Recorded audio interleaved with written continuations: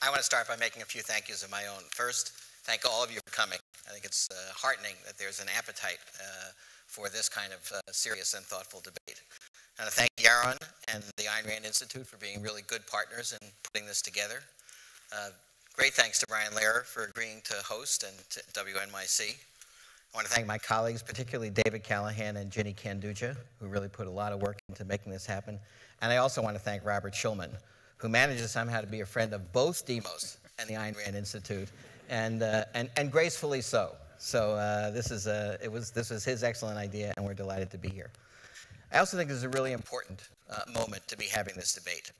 I think we are entering a new period in modern American political history, dating back to World War II. I think between World War II and probably the mid-1970s, there was a kind of a liberal consensus that included support for expansion by corporations, a strong role for unions, an active role for government, and a belief that together, all those parts of society could really solve problems. I think since 1980, the ideas of Ronald Reagan have in general been the dominant ideas to reduce taxes, reduce the size and scope of government, more power, and give more power to the free market. From my point of view, those ideas applied in serious governance have driven the country into a ditch and almost off a cliff. But I think right now we are entering a new period, and the character of that period is not yet defined. We're at a moment where fundamental decisions about our country's direction need to be made, and in a moment like this, it's critically important for us to understand and articulate our first principles. At Demos, we're clear on what those first principles are. We want a society and an economy where economic growth is encouraged, where economic opportunity and the benefits of economic growth are widely shared, where the economic insecurity that so many people in the middle class are experiencing is lessened, and where economic inequality, now at its highest level since 1928 and perhaps since 1913, is reduced. We also want a democracy where everyone is encouraged to participate, where barriers to participation are lowered, and we have high levels of registration and voting, high levels of civic and community engagement, and where all voices are heard and none are drowned out by the power of money. In order to have that kind of economy and that kind of democracy, we believe that we need a strong, robust public sector with the ability to solve problems, plan for the future, create and maintain the public structures and fair rules of the road that all of us, businesses, individuals, and communities need in order to succeed. At Demos, we believe in that, we're working toward it, and we're prepared to argue for it. It is possible, by the way, to have this debate at too high of a philosophical level, divorced from the real decisions and the real public debates. So I think we have to do both. I think we have to argue it based on our first principles and also as relevant to the public debates that we're having. I think our principles need to be grounded in the reality of how they're applied and in the historical and philosophical underpinnings. And for us, we believe ours do. Philosophically, Demos's views derive from the earliest writings on democratic society when the notion of a social contract was created. In order to have a community or a society, individuals voluntarily surrender some of their absolute ability to do whatever they please in return for a common entity that creates a common good and allows thereby each of them to live in a better and more fulfilling way. Jean-Jacques Rousseau, one of the people who wrote most compellingly on this, says, "Finally, each man in giving himself to all gives himself to nobody. And as there is not an associate over whom he does not acquire the same rights as he yields others over himself, he gains an equivalent for everything he loses and an increase in force for the preservation of what he has." The passage from the state of nature to the civil state produces a very remarkable change in man by substituting justice for instinct in his conduct and giving his actions the morality they had formerly lacked. We fundamentally believe that the first thing that we need to do is envision the kind of society that we want to create together and for which we're willing to enter into a common purpose. Again, for Demos, some of the aspects of this society, the kind of society we want to see, are clear. From early life, where options for education and good health and college and a future that has possibilities in it, for accessible and affordable health care, the opportunity to work and get fair wages, the need for safe communities and decent housing, the rule of law and physical security, and for old age, accessible, affordable health care, a secure retirement, and freedom from destitution. In short, a society where each individual not only has the negative freedom from coercion, but also a positive, affirmative freedom to truly achieve the pursuit of happiness with assistance from a supportive community. In pursuit of this kind of society, there are two different, very complementary roles that government needs to play. The first is to protect individuals as they pursue their lives and happiness. And I think in and around this area is probably where Yaron and I have the most areas of agreement, and some of it was in the poll. But in addition, we don't want people mugging each other or stealing from each other, and we all know that we need cops on the beat. On that, we're agreed. But there are many other things that I would argue are interferences with the ability to pursue happiness.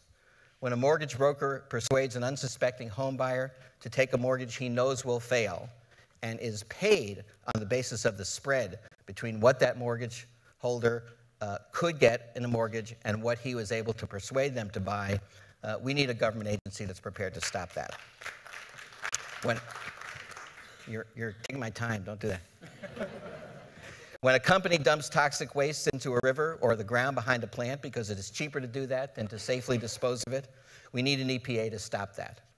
When a company maintains unsafe factories or mines because worker protections are too costly and dozens of miners die unnecessarily, we need a government agency, an OSHA or a minerals management service with the strength and integrity to stop it. When workers are intimidated from organizing and speaking up on their own behalf in the workplace, we need an NLRB that works to ensure fair elections. When banks and credit card companies offer deceptive come-ons to trap consumers in predatory contracts with interest rates that can be as high as 30%, we sure as heck need a Consumer Financial Protection Bureau to stop it, and thank God we're now going to get one. Finally, I'll go one step further. When we have an economy that produces the chasm of inequality we have now, with a tiny group of people on the top having huge jumps in their income over the last 20 years, while the bottom 80% of the population have had an income that is stagnant or has declined, we need a government that will use its taxing power to even the scale just a little bit.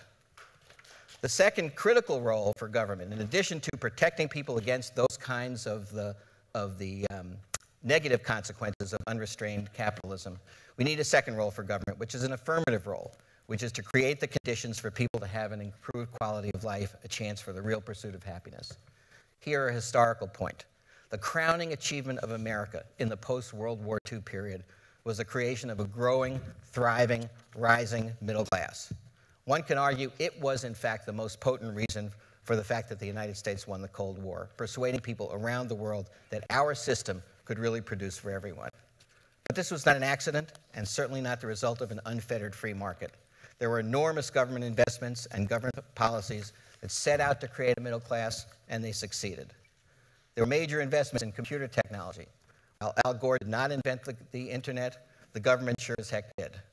The Advanced Research Projects Agency of the Defense Department created the internet and allowed all of the commercial development of it to emanate from that. There were massive investments in the American university system, including public universities, that made the American university system the envy of the world, if we don't undermine it in the next few years by budgetary neglect. And there were investments in people directly. The GI Bill allowed millions of returning veterans to go to college and buy a home. Pell Grants and loans, which used to cover 70% of a college education and now cover only 30%, made college education affordable to a whole generation of students who didn't come from wealthy backgrounds. Social Security and Medicare, far from being welfare programs for the undeserved, made a base income and health care a basic right for millions of elderly people whose lives would have been impossible otherwise. To a far greater degree than we do today, our nation adopted the idea of a real social contract.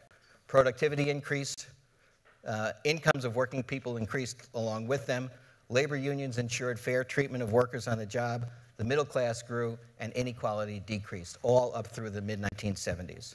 And it is inescapable that it was government policy, government investment, and a willingness not to be ruled by the private sector alone is what made that creation of a middle class possible. And for the last 2 years, 30 years, we have been going backwards, and the middle class is truly an endangered species today. As a country, today, we have a choice to make. In the name of lower taxes, limited government, and increased freedom for the free market, we are in danger of destroying the middle class and shredding the social contract that made us so successful. We risk becoming a country with a small sliver of highly successful people, the plutonomy, as Goldman Sachs describes it, and a substantial majority of people with low education, inadequate health care, insecure incomes, and unnervingly dim prospects for old age, and an income distribution that looks a lot like a poor third world country.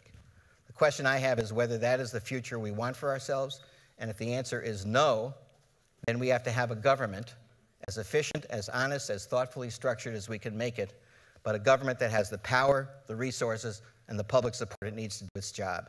That's the path that we at Demos want to argue for, and I believe in substance the people of this country agree, so let's get on with it.